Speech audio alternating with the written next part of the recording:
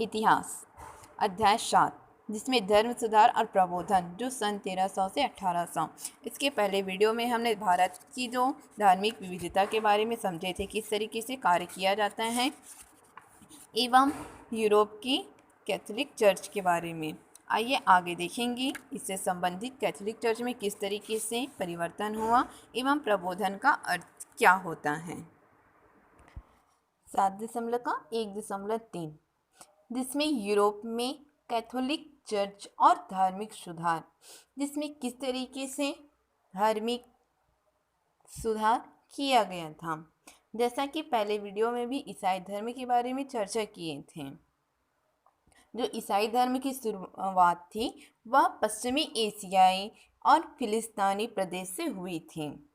तब तक यह रोमन साम्राज्य का हिस्सा भी बन गया था।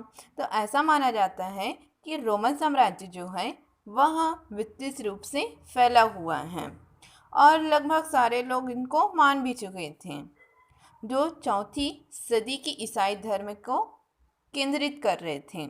और रोम में स्थित चर्च का कहना था कि हर ईसाई को अनिवार्य रूप से चर्च का सदस्य होना चाहिए और धार्मिक विषयों पर चर्च की बातों को स्वीकार भी कर लेना चाहिए, जिसके अंतर्गत कैथोलिक चर्च यानी सार्वभौमिक कहा जा सकता है। और चर्च का अर्थ होता है जैसे वह अपने धार्मिक क्षेत्रों के अंतर्गत लिया जा सकता है। मोहल्ले या गांव से शुरू होकर वह क्षेत्रीय और विश्व स्तर पर क्या करना चाहता था, नियोजित था। और हर क्षेत्र के लिए एक बिशप और उनके ऊपर कार्डिनल नामक पादरी युक्त हुए। इसका अर्थ है कि उसके ऊपर पोप का जो वर्चस्व या चर्च का वर्चस्व है वह उच्चतम अधिकार होते रहें। और साथ ही साथ राजाओं को जो पोप की धार्मिक सत्ता को स्वीकार भी करना पड़ा। तो इस तरीके से राज्य और धर्म की जो अधिकारी हैं वह संयुक्त रूप से शासन चलाते थे। यह मानना था कि एक अच्छी ईसाई का जीवन जीने और मुक्ति पाने के लिए पादरियों और उनके द्वारा संचालित कर्मकांड को परम आवश्यक है। और धर्म का आधार था ग्रंथ बाइबिल, जो लैटिन भाषा में था, जिसे प्रायः सामान्य लोग नहीं समझते थे। इस कारण धर्म की व्याख्या और पादरियों की एकाधिकार स्थापित हुआ और इससे एक न्याय के रूप में काम करता रहा, जो शीर्ष में पोप कहलाया। रेनेसां काल में जब चर्च विशाल भवनों का निर्माण करवाया, तब उन्हीं के साथ शान शौकत भी बढ़ी और इन कारण बढ़ते खर्च को पूरा करने के लिए भी चर्च ने नए तरीके अपनाए थे और वह श्रद्धालुओं के लिए माफीनामा एवं क्षमा पत्र बोलते हैं कहकर बेचने लगा। अगर तुमने कोई पाप किया हो तो उसके लिए चर्च में एक राशि देकर माफ़ी पा सकते हो और पोप ने इस पैसे के बदले माफ़ीनामा देंगे तो ईश्वर के सामने सब पहुंचेंगे तो इसे दिखाकर माफ़ी पा सकते हैं। जैसा कि पिछले वीडियो में इरास्मस जैसे जो मानववादी सिद्धांत एवं बुद्धिजीवी ने चर्च के कई सिद्धांतों व व्यवहार की आलोचना भी की थी। उनका कहना था जो ईसाई मानववादी हैं वे चर्च के विरुद्ध किसी बगावत की बात को नहीं कर रहे थे, बल्कि उनके आंतरिक सुधार की मांग के बारे में सोच रहे थे। और उनका कहना था कि जो आंदोलन है वह प्रबल हो, जिसमें गरीब तबके के लोग, किसान, कारीगर अधिक संख्या में शामिल थे। 7.1.4, जिससे मार्टिन लूथर द्वारा धर्म सुधार स्वाभाविक है। इसके अंतर्गत यह दिया है जो अपने अनुसार से कुछ धार्मिक सुधार करना चाहते हैं, उनमें किस तरीके से परिवर्तन होना चाहिए। जिससे मार्टिन लूथर जो जर्मनी के एक पादरी थे और जो एक निष्कर्ष पर पहुँचे कि वह जो कर्मकांड के द्वारा कैसे मोक्ष पाना असंभव है, तो इसके लिए वह दैविक कृपा और अंतःकरण की निजी आस्था पर विश्वास रखते थे। और उन्होंने 1517 में पोप द्वारा जो जारी माफीनामा के विरुद्ध भी 95 लगभग विचार बिंदुओं पर जारी किया था और वह कहा कि न ही पाप से इस तरह मुक्ति पाई जा सकती है और न ही कोई ब्राह्म कर्मों से मोक्ष, जिसके अनुसार वह लूथर के दस्तावेज की छपाई से भी मदद ली।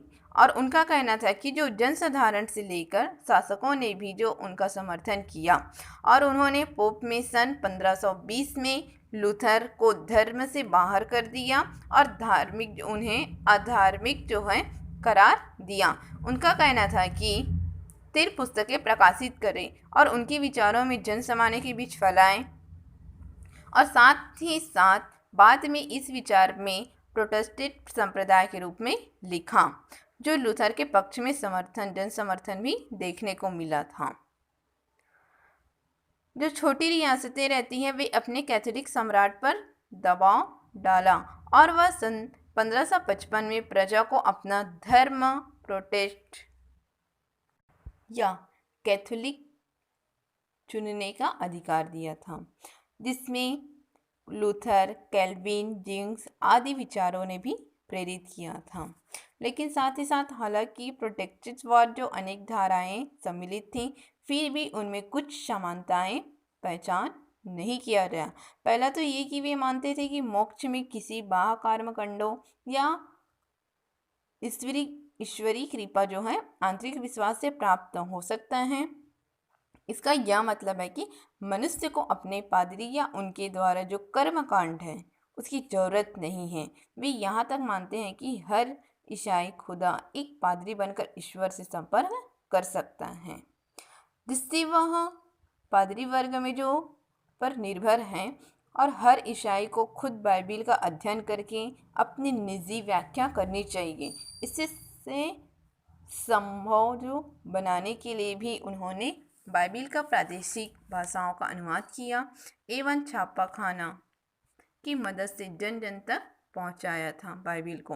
और वह 1522 को लूथर ने बाइबिल को जर्मन भाषा में अनुवाद भी किया, जिसके अंतर्गत सब बातों का प्रभाव कैथोलिक चर्च पर पड़ा और वे आंतरिक सुधार पर एक अभियान भी चलाएं। और स्वाभाविक है इस तरीके से व्यक्ति भी उनका विचार कर वह उनका समर्थन भी कर सकते थे। इसमें कुल मिला के यह बताया है कि धर्म सुधार का परिणाम न केवल कैथोलिक धर्म एवं कुरीतियों को खत्म करना एवं उनके द्वारा युगांतरिक परिणाम यह है कि यूरोप की धार्मिक एकरूपता और चर्च एकाधिकार समाप्त हो। और शुरू से जो इंग्लैंड और अन्य जो देशों ने प्रयास किया था कि देश में एक राष्ट्रीय चर्च हो, मगर समय के साथ यह सांप्रदायिक जो है धार्मिक नहीं हो पाया और कालांतर में राज्य में अनेक समस्याएं उत्पन्न होने लगी और यह व्यक्तियों ने अपने धर्म चुनने और स्वतंत्रता और शासन के पंथ निरपेक्ष को भी सहायक पहुंचाया। प्रबोधन का अर्थ है जैसे 18वीं सदी का वह युग है जिसमें यह लगने लगा कि तर्क, विज्ञान और उद्यम की मदद से जीवन को सुधारा जा सकता है, लेकिन मनुष्य अज्ञान से ज्ञान की ओर जा सकता था। लेकिन ऐसी प्रगति के लिए तभी संभव है जब विज्ञान किसी के वर्चस्व या सत्ता को आगे झुकने न दे, जैसा कि सामाजिक व्यवस्था को किसी प्रभुत्व या वर्चस्व न हो और लोग अपने तर्क के ज्ञान के आधार पर क्या कर सकें, निर्णय कर सकें। और ये जो विचार है वह प्रबोधन नामक वैचारिक आंदोलन के माध्यम से यूरोप तक फैले हैं और ये विचार जो हैं इतने प्रभावी थे कि जो अमेरिकी और फ्रांसीसी क्रांति हैं उनके प्रेरक भी बने तथा आज की जो आधुनिक मानव की सोच भी है इसमें माना जाता है। ऐसा नहीं है कि इन विचारों का विरोध नहीं हुआ, लेकिन आलोचना तो हुई थी। हम इनसे आगे आलोचना के बारे में विचार भी कर सकते हैं कि किस प्रकार से इसमें सुधार किया जा सकता है।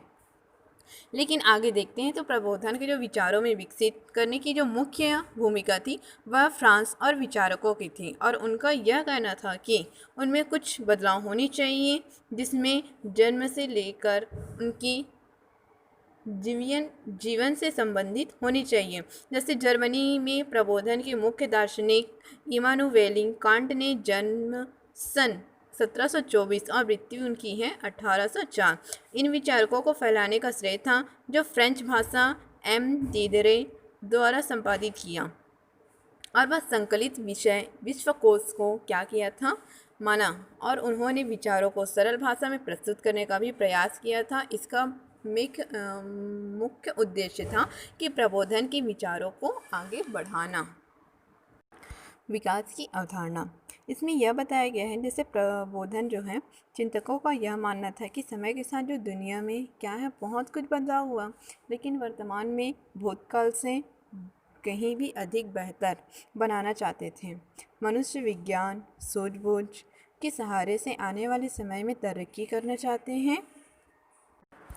तरक्की से तात्पर्य है कि मनुष्य विज्ञान और तकनीकी मदद से पहले से भी कहीं अधिक प्राकृतिक नियंत्रण कर रहे हैं, लेकिन इसके अंतर्गत यह मानना था कि लोग सुखी और खुश रहें, क्योंकि मनुष्य इतिहास के किसी भी दौर पर सुखी या दुखी हो सकता है। लेकिन उनका मानना था कि विकास का वास्तविक मापदंड जो है मनुष्य की स्वतंत्रता में वृद्धि और जीवन के विकल्पों में होती है।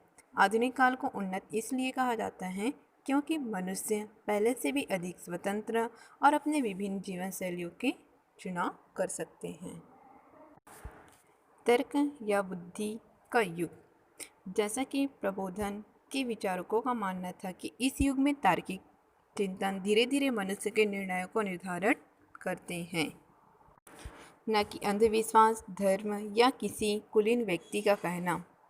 उनका मानना था कि जो तर्क की मदद एवं मनुष्य केवल एकाधिकार या फिर अधिकाधिक व्यक्ति या संस्था के सवालों से रहा। इसका अर्थ है कि उनकी छानबीन भी करना चाहिए, बल्कि उनकी मदद से मनुष्य विकासशील और सुखमय जीवन भी जी सकें, और बुद्धि ही मनुष्य को सही रास्ता दिखा सकता है। तो इसका कहना है जो प्रबोधन है उसका मुख्य मकसद है कि लोगों की शक्ति जागृति करना एवं विश्वास, जिससे वह अनुभव के आधार पर निर्णय लेना व सीखने के लिए एक दूसरे को प्रेरित करना और कल्पनाओं के आधार पर प्रेरित हो सके। विज्ञान का तात्पर्य जैसे प्रबोधन से माना जा सकता है कि वैज्ञानिक ज्ञान ही सही ज्ञान है, क्योंकि विज्ञान से तात्पर्य है कि ऐसा निष्कर्ष जिन पर अवलोकन करके उनका प्रयोग एवं तार्किक रूप से पहुंचाते हैं और जिनका स्पष्ट होना भी प्रमाण है कि किसी भी दैवीय संदेश या आध्यात्मिक ज्ञान के प्रमाणित को हम स्वीकार नहीं कर सकते, और उनके विचार से विज्ञान के तरीकों का ताकत जिसकी मदद से हम दुनिया के बारे में सब कुछ पूरी तरह जान सकते हैं। इसके लिए किसी धर्म या तथा आदि ज्ञानी के उपदेशों की नहीं, बल्कि अवलोकन एवं तर्क की जरूरत होती है। जैसे प्राचीन काल या मध्यकाल के समय संबंध देखते हैं तो यह माना जाता है कि वह केवल चीज़ों या व्यवस्थित वर्गीकरण प्रबोधन से नहीं, वरन उनके अनुसार उद्देश्य की सूची से होती हैं। वे मानते थे कि इस ज्ञान की मदद से हम कई नई तकनीकों को विकसित कर सकते हैं, जिससे जीवन को अधिक सुखमय भी बना सकते हैं। विज्ञान बनाम धर्म, इसका अर्थ है जैसे प्रबोधन के समर्थकों के विचारों में अगर धर्म मनुष्य में अंधविश्वास या डरपोक या गुलाम बना दे, तो उनका कहना था कि धर्म के नाम पर लड़ाई होती है और मनुष्य खून भी बहा, मतलब एक दूसरे को मारने लगते हैं। और वे खासकर धर्म के कैथोलिक चर्च का एकाधिकार भी खिलाफ थे, और उनका यह मानना था कि जो एकाधिकार है वह मनुष्य अपनी बुद्धि और विश्वास करना चाहिए, न कि चमत्कारी कहानियों पर विश्वास करके। उनका कहना है कि जैसे कठपुतली बने रहते हैं उसी अनुसार से वह नचाया जाता है। जो अधिकांश प्रबोधन है वह चिंतक नास्तिक नहीं, बल्कि उनका प्रयास था कि ईश्वर का जो विज्ञान है वह स्वतंत्र सम्मत आधार खोजे, और उन्हें डर था कि नास्तिक मनुष्य की जो नैतिकता को दूर ली जा सकती है। लेकिन विज्ञान की मदद से विश्व के बारे में जो जानकारी मिल रही है वह इस बात को प्रमाण करता है कि सृष्टिकर्ता ईश्वर पर ही निर्भर है, लेकिन ईश्वर और धर्म की व्यवस्था संगठन का नहीं दिया जा सकता। अगला है 7.2.5 स्वतंत्रता। प्रबोधन के समर्थक जो व्यक्तिगत स्वतंत्रता की गहरी आस्था को रखते हैं और उनका मानना है कि लोगों पर अगर कोई कानून लागू हो रहा है तो उनकी सहमति से हो।